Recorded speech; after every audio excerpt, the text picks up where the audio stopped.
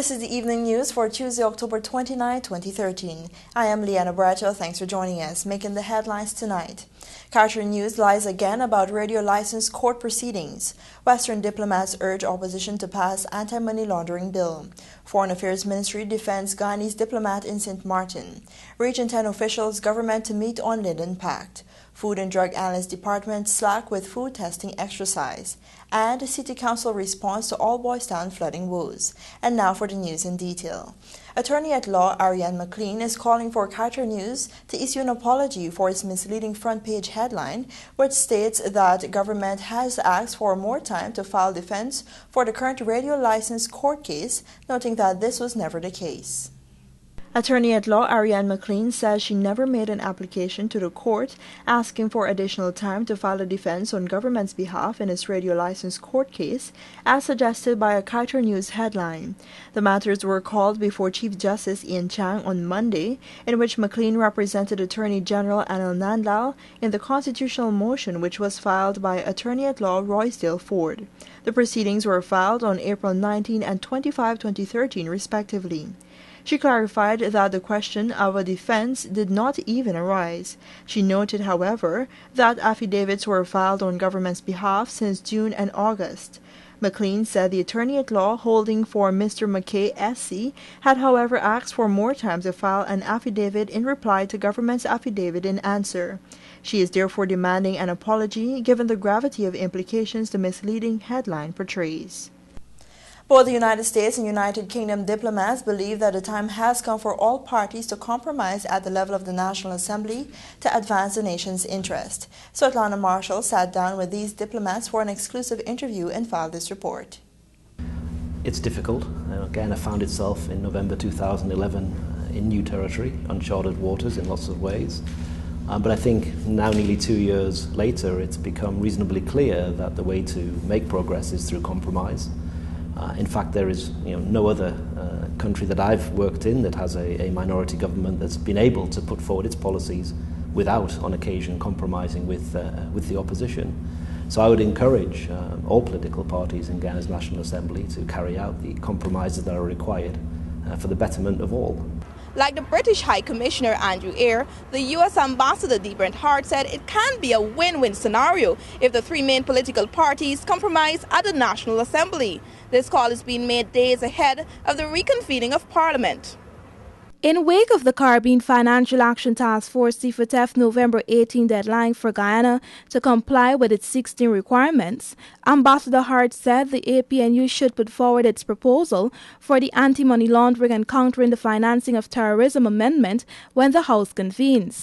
Now, certainly, if the main opposition has amendments or ideas that it thinks can make the legislation stronger, make sure that it meets all of CFATF standards, they should put those on the table and debate them and move the legislation forward. But if the amendments are made and passed in the National Assembly, the U.S. ambassador contended that there can be more hurdles in the pipeline that can prevent Guyana from complying with CFATF requirements. I don't know, again, what that process is from approval to assent. I mean, in the local government elections bills, that process has taken 3 months almost. So I'm not sure, if this could move more quickly or not. He, however, made it clear that the U.S. is strongly supporting institutions that are instituting systems to prevent money laundering and the financing of terrorist attacks. On the basis of compromise, the U.S. ambassador said the national interest should prevail. If we could just take a minute and sit back and look at the situation, I think I see anyway a potential win-win scenario for the people of Guyana. The government correctly makes the point that this is critical for Guyana's economic well-being, and it absolutely is. The main opposition has noted that such legislation needs to be as strong as possible. It needs to lead to a more effective FIU, and that it should meet all CFATF standards, and that's absolutely true as well. The other opposition party has noted that they in principle support this legislation, and they would also like to link it to passage of the approval of the Public Procurement Commission, which again is something that all the parties have said they want and support, and the private sector has said they want and support. So when you put it all together, you've got something that the government, the opposition, and other stakeholders all support and all want. So again, that's why I say that this issue is another area where there's potential agreement, and it could be a win-win for all the people. Like the Bank of Guyana and other financial institutions, the British High Commissioner said UK is already expressing concerns if Guyana is blacklisted, positing that the process of acquiring finance can become difficult. In my case, the Bank of England, which acts as our national bank, even though it just has England in its title, is concerned about Guyana's move towards potential blacklisting. It is in touch with my High Commission in order to carry out contingency planning if blacklisting formally happens. There's a large amount of remittances that come from the UK to Guyana, including through Guyanese business interests in the UK. All of these are likely to be held up or subject to special scrutiny. It's therefore in everyone's interest that Guyana does not put itself in that position. In terms of UK business investors, of course they're worried about some substantial investments which are in the pipeline for Guyana. They don't want Guyana to be in any way blacklisted because it will increase the cost of doing business here. In May, CFTF placed Guyana on a watch list due to its failure to comply with the 16 requirements. If blacklisted due to its failure to pass the Anti-Money Laundering and Countering the Financing of Terrorism Amendment Bill, the consequences can be severe. Reporting from outside of the Parliament building, I am Svetlana Marshall. Thanks, Svetlana. In this Sabatini Daniels report, you'll hear that Speaker of the National Assembly, Raphael Trotman, has vowed to do what he can to advance the legislative agenda in Parliament. Details in this report. Trotman indicated his willingness to engage the three political parties, noting that his main commitment is his role in the House. Speaking to this newscast during an exclusive interview, he stated that thus far the 10th sitting of Parliament has been able to pass a number of legislation despite the political parties' differences which have been highlighted. I wish that there was more done, but I would not say that nothing was done. So I would have liked to see more done, as I'm sure everyone. We've passed quite a few motions that have not been have not been implemented. But it's hard to tell now how effective this Parliament has been until it comes to an end. The Speaker said too he would like to see more cooperation among parties. Hence he called on parliamentarians to approach the National Assembly when it recommences with a positive frame of mind. Knowing that we are coming to the end of the year, and there's much work to be done to take their responsibilities seriously, as they always have, and to try to put aside, as I said, the disagreements. And you're not going to be able to completely eradicate them, but to be less disagreeable. During this sitting of the National Assembly, the House has had a number of disagreements among parties. Three of the major issues have been the gag on Home Affairs Minister Clement Rohi, the voting down of the Amalda Falls Hydro Project, and the anti-money laundering bills. The anti-money laundering bill has been voted down twice in the House. When the Parliament commences, government will retable it for the third time. Thus, the Speaker said he believes good sense will prevail and parties will come to an agreement that is in the country's best interests. Sabatini Daniels reporting for the Evening News. Guyana's Foreign Affairs Ministry has threatened to take legal action against writer Bibi Hodge Shaw over an article carried in the St. Martin News Network, SM News, which clearly sought to discredit Guyana's Consular General to Barbados. Whitney Brassard tells us more. Guyana's Foreign Affairs Ministry says that due to the absence of a consular representative in St. Martin on behalf of Guyana, Michael Brotherson was authorized to travel to the country to attend to the needs of the Guyanese community there. Brotherson's visit was made only after the necessary protocols were followed between the Ministry of Foreign Affairs of Guyana and St. Martin. In the article, Bibi Hodge Shaw maligned the characters of the public servants of Guyana and has made unfortunate accusations that are totally unfounded. In a statement, the Foreign Affairs Ministry here clarified that all consular fees, as fixed by the Ministry, were processed in accordance with the financial regulations of the Government of Guyana, with the required receipts issued. All such revenue is remitted to the Government of Guyana's Consolidated Fund. The Ministry advised that also in a separate communication, Shaw has been cautioned that any further articles with similar content and which carry false and damaging information will result in legal action taken against her. In an effort to strengthen the relations between Guyana and St. Martin and to better serve the Guyanese community, a request was made to the Kingdom of Netherlands for its approval to appoint a new consular representative to be accredited in the country. Guyana is still awaiting a response in this regard. For the Evening News, Whitney Prasad. Acting Town Clerk Carl Suba has sought to shed some light on the status of the dysfunctional coker affecting All Boys Town residents, noting that she has solicited the help of the Works Ministry along with the efforts of the City Engineer Department. Behind me is a dysfunctional coker which has been lending to the flooding situation in All Boys Town, affecting residents there for over 1 month now. However, city engineers are still trying to detect the problem on the coker to fix the ongoing issue. The engineer department is now trying to block off some section and drain that coker completely, because although they cleaned the debris that were at the bottom, they still couldn't get to know what was the problem. The water still comes. They cleared the debris and they still couldn't get to understand what was happening. It continued. So they're trying to examine the coker door to see if there is some damage done to the door at the bottom in order to rectify that. That was Acting Town Clerk Carl Suba during an interview with this newscast. She noted that she was advised by City Engineer Colvern Venture that the coker needs to be desilted before they can determine the magnitude of the problem. As such, she said she are awaiting an assessment from the engineering department to go ahead with works. Since my appointment 14 months ago, I've tried to assess the situations with all the pumps within the city of Georgetown. And as best as I can, I try to solicit help, and whatever repairs and remedies can be done at the level of the competence of the engineer department, I've prioritized that. Suba added that the coker was leaking since 2005 when it was installed, but it has since deteriorated further. Meanwhile, residents in All Boys Town continue to plead for assistance to rectify the problem, which has been compounded by sewage and solid waste blockage to drains in the area. However, one resident, Randolph Thorne, noted that he had a meeting with Public Works Minister Robeson Ben, who has promised to address the matter. And in the pave, full of stuff.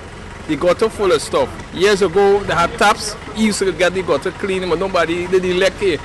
Nobody coming here. I born and I grew around here. It never happened before.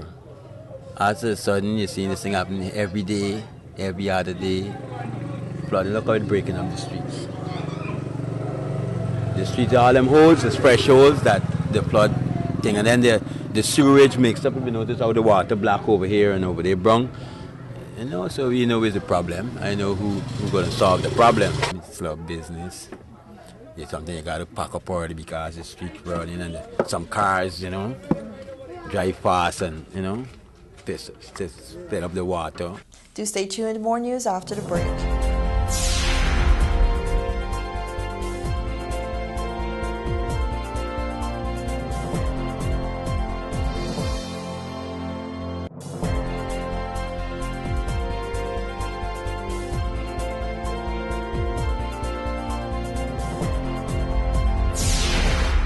You're watching the Evening News. Welcome back.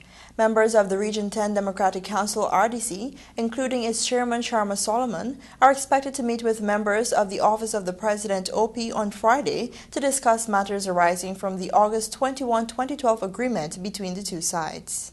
The two sides will meet on Friday to further discuss the agreement which was signed onto by Prime Minister Samuel Hines and Solomon after a month-long protest in Linden last year over a proposed government increase in electricity tariffs which was eventually put on hold. Key aspects of the agreement initially sought to provide the Linden community and other areas within Region 10 with social and economic stability as well as independence. It provided for the establishment of 3 committees, including a technical committee to investigate the electricity tariff increase, which subsequently remains on hold, a regional land selection committee and an economic committee. It also made provisions for the region to apply for a broadcasting license and for the government to facilitate the granting of that license in keeping with the law, as well as a dish and transmitter, which were granted to the Linden community by Green Construction some years ago to be handed over to the Regional Democratic Council. Solomon, along with other members of the RDC, were expected to meet with the OP last Friday. However, he noted that the meeting was pushed forward to this Friday since members of his team were unavailable at the time due to matters beyond their control, resulting in the meeting's delay. He further indicated that a meeting held last month between the two sides, it was decided that other issues which were not referred to in the August 21 agreement would subsequently be raised with Dr. Luncheon. For the Evening News, I'm Samuel Suknandan. The Guyana Fire Service is calling on the First Federation building to be torn down immediately or restructured in light of the agency inspecting the building in September. Sabatini Daniels reports.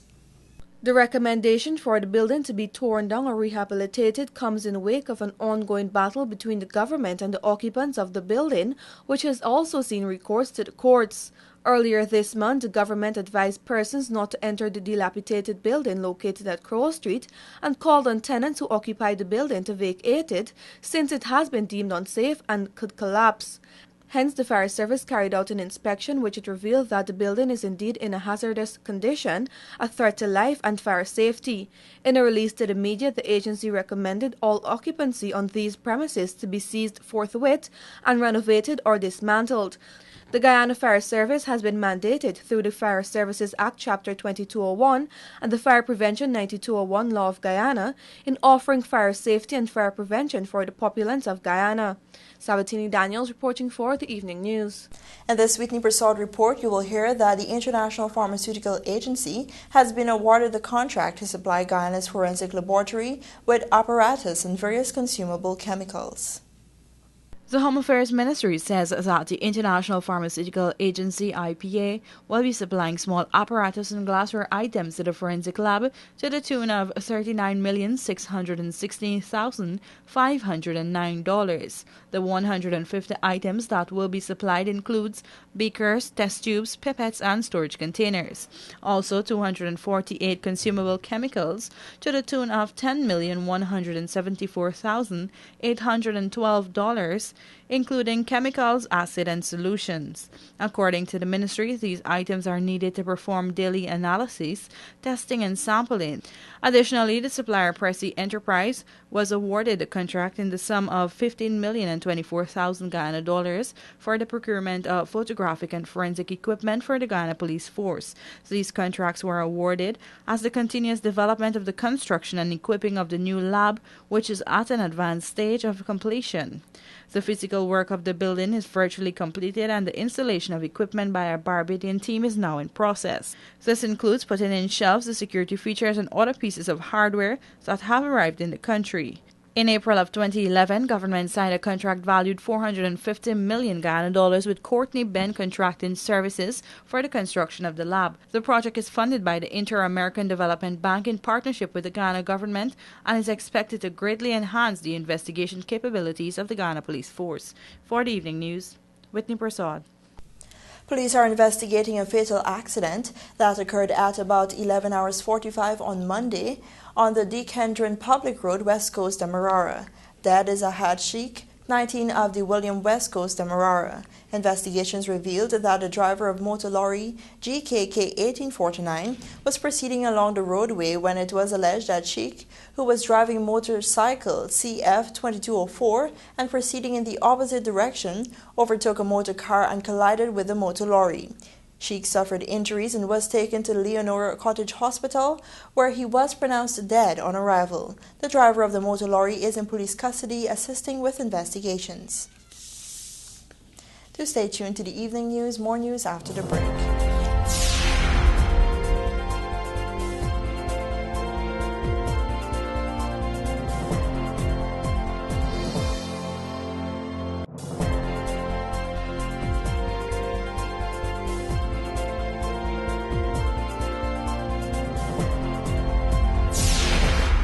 Welcome back to the Evening News.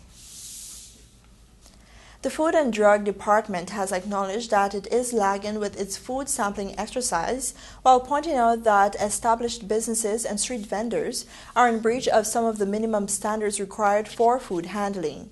The new director of the Food and Drug Department, Marlon Cole, speaking at a food sampling workshop organized by the Ministry of Health and the Pan-American organization PAHO on Monday, disclosed that from January to September 2013, only 431 water samples were processed, while 412 food samples were taken. In a quest to explain the situation, he said, "We have a population of over 700,000 persons, of which 10% might be providing food to the general public. You are looking at close to 170,000 food providers in our country, and we are only looking at 412 food samples for the year, so definitely there is a need for work to be done. The results from the samples taken are moderate," he posited, but said that this is because most of the samples were not taken from high-risk entities. Minister of Legal Affairs Anil Nandlall says the performance of the Anna Regina Secondary School at the CSEC 2013 examination is a direct reflection of the People's Progressive Party civic government's 21 years of initiatives and input, as well as the hard work and dedication of the students, teachers, and parents. Samuel Suknandan tells us more. Today, as we are gathered here, we are indeed creating history. Our young people are creating history.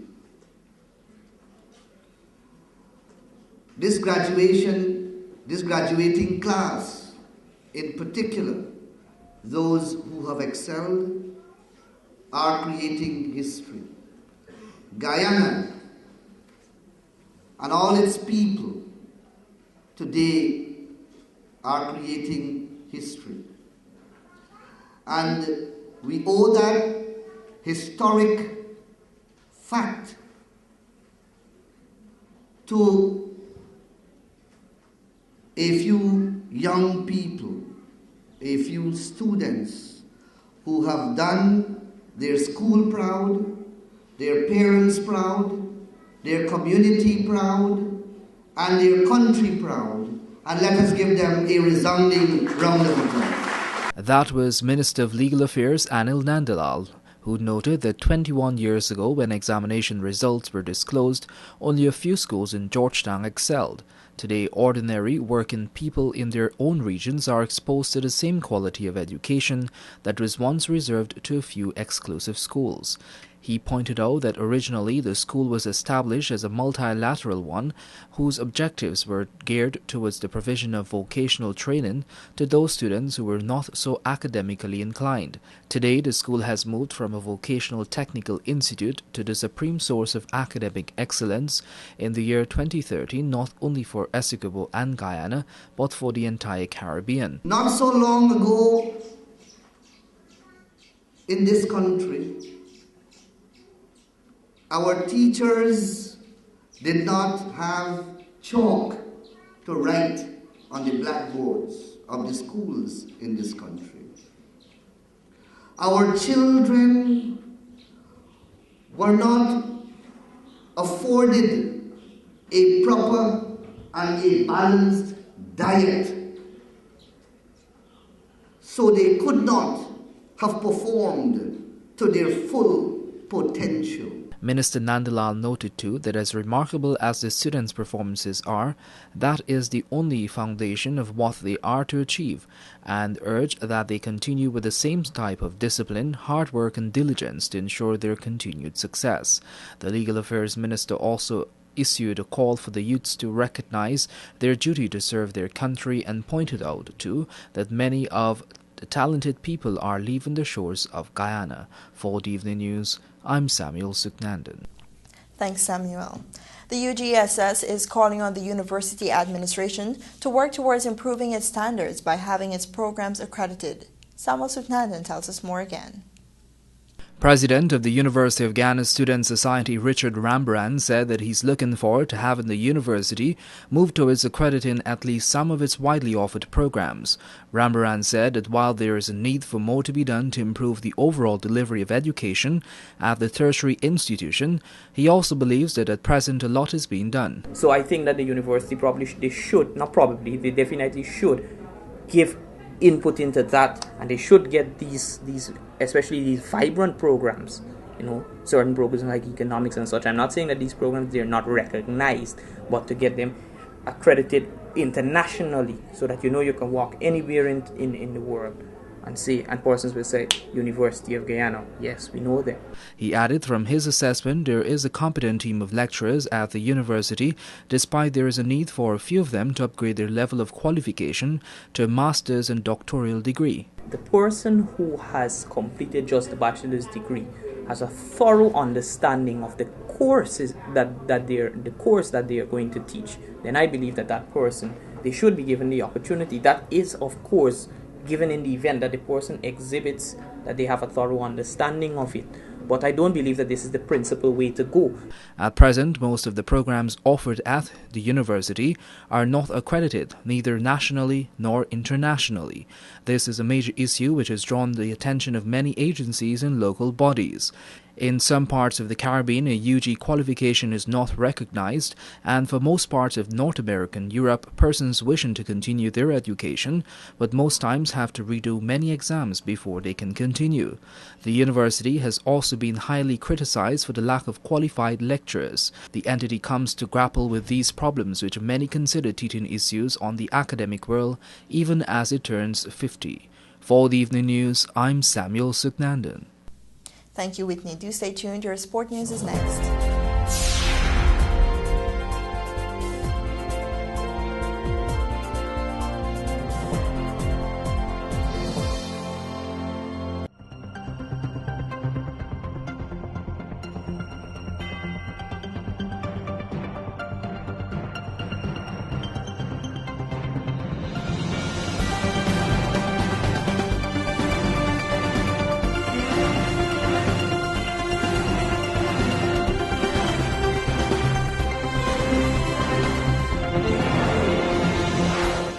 Welcome back, and now for your sport news in the headlines. All systems are in place for a FIFA trophy arrival. Over 70 golfers to tee off at Digicel Guyana Open. And the GCC dominates GT&T Indoor Hockey Championship. And now for the details. History will be created tomorrow when the FIFA World Cup trophy touches down on local soil for the first time. And according to officials close to the local organizing team, all systems are in place for the grand arrival at the Chedijagan International Airport and subsequent activities at Banks the Edge Ground Thirst Park. Details from Avinash Ramzan. The trophy will arrive in Guyana at 9 hours on Wednesday on its penultimate stop on the Caribbean Tour. The tour has been facilitated by FIFA through its corporate partner Coca-Cola, and local franchise Banks DIH Limited has been putting systems in place to ensure the event is a grand success. When TVT visited Thirst Park on Tuesday morning, workers were busy putting the final touches to the sports club and the Thirst Park outfield, where activities will take place during the day. Banks DIH Communications Manager Troy Peters, during an interview with this newscast, said preparations for the day's events are in an advanced stage. In fact, we're looking at the weather, but it will not stop the show, because we are making arrangements for the weather as well. We have contingency just in case it rains. But as you can see, the Thirst Park ground is fairly hard at this point in time, so the rain over the past 2 days hasn't really affected it much. But what we know is that everything is on stream right now. According to Peters, when the trophy arrives at the Chedijagan International Airport, several high-ranking officials, including Banks DIH Co-Director George MacDonald, Sport Minister Dr. Frank Anthony, and the Ghana Football Federation President Christopher Matthias, will have the distinct pleasure of welcoming the solid gold trophy to the land of many waters. They will have the first look. They will actually go on the plane to have the first look, and then we will have the media conference after in the arrival area of the Chedijagan International Airport. Immediately after that, we will travel to Georgetown, and then we will have the activation here at Thirst Park. The first event, the first of 2 events, we have what we would call a day of football, where we have doving, different novelty football events. That's on the ground itself. On the ground itself. And immediately our persons, after watching what is going on here, will have the opportunities to go in to the trophy area that will be in the club, where they will take a photograph with a trophy and then exit through the Mandela Avenue gate of Thirst Park. Later on in the evening, a gala reception will be hosted at Banks TI8 Sports Club, where dignitaries, including President Donald Ramotar, Prime Minister Samuel Hines, and the Brazilian ambassador will have the opportunity to share in the historic moment. The FIFA delegation will be led by Ambassador Dwight York, the former Trinidad and Tobago and Aston Villa footballer. The GCC male First Division team retained their crown as GT&T National Indoor Hockey Champions in a scintillating final against the Hikers and took a penalty shootout at the end of full time to separate the two teams. GCC Spartans upstaged their senior counterparts and defending champions of the GCC Tigers by 1-0 to secure the ladies' trophies, and the club completed a treble as the GCC Vets cruised to a 7-1 victory over the Hikers. In the other category, Hikers recruits managed to easily retain their second division title with a dominating 10-3 performance against Old Fort. Following his clean sheet in the finals penalty shootout, GCC goalkeeper Eric Hing received the MVP for the men's first division competition. Alia Gordon received the accolade for the women's competition, while veteran top scorer Philip Fernandes and dynamic midfielder Jamarj Hassana were selected for the veterans and the men's second division competitions. Excitement is buzzing in the golf fraternity as the highly anticipated Digicel Guyana Open tournament draws closer to tee off this weekend. The premier tournament on the local golf calendar will be held on Saturday and Sunday at the 9-hole Lusignan Golf Course East Coast Demerara, and already over 80 local and foreign golfers have confirmed their participation for the two-day activity. Avinash Ramzan reports.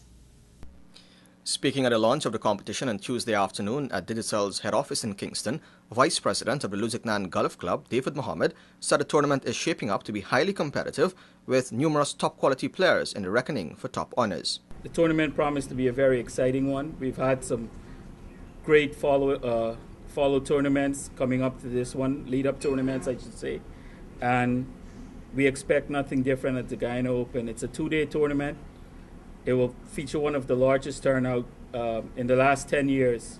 I looked up the stats today. In the last 10 years, this is probably one of the largest turnout we'll have at the Guyana Open. It will feature some 90-odd players. 30-something of them will be overseas players. Mohammed said despite the rain over the last 2 days, the course is in prime condition for this weekend, with tee-off set for 7 hours on Saturday or even earlier if the number of entries rises by Friday.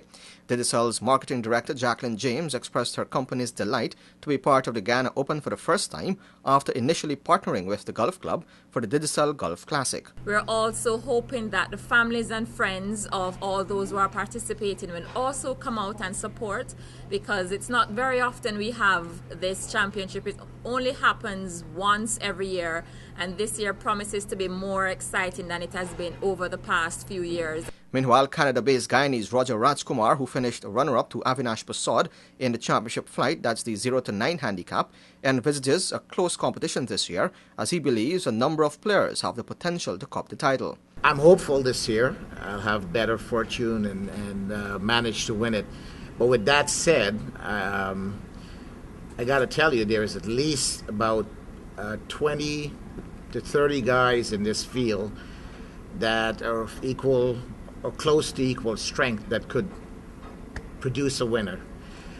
So there is at least about 20 or 30 guys that I think out there that could win it on any given day, depending on the way they play and a little bit of luck. The golfers will compete in the championship flight 0-9 handicap, the B flight 10-18, C flight 19-28 handicap, and the ladies flight. And with the deadline for registration extended to Friday, the number of participants could rise to 100.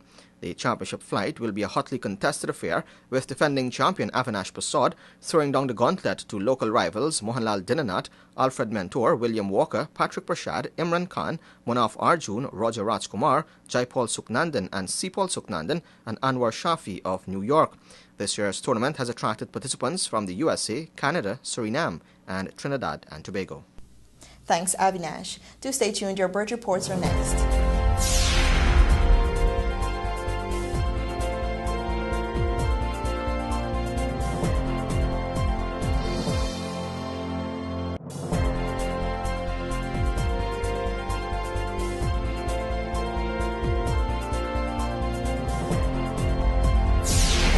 Welcome back, and now for a look at your bridge reports.